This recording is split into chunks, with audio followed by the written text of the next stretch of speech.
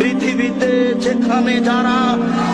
মানুষের মতামতকে উপেক্ষা করে কোরআন এবং সহিহ হাদিস মেনে চলতে চায়,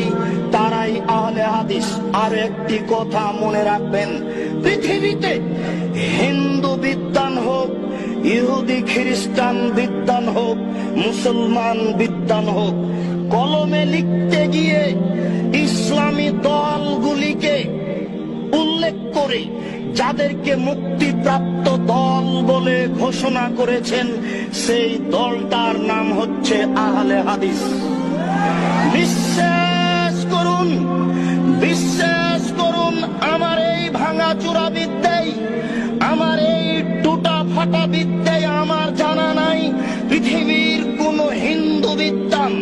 পৃথিবীর কোন খ্রিস্টান বিদ্বান, পৃথিবীর কোন ইহুদি বিদ্বান, পৃথিবীর কোন মুসলমান বিদ্বান,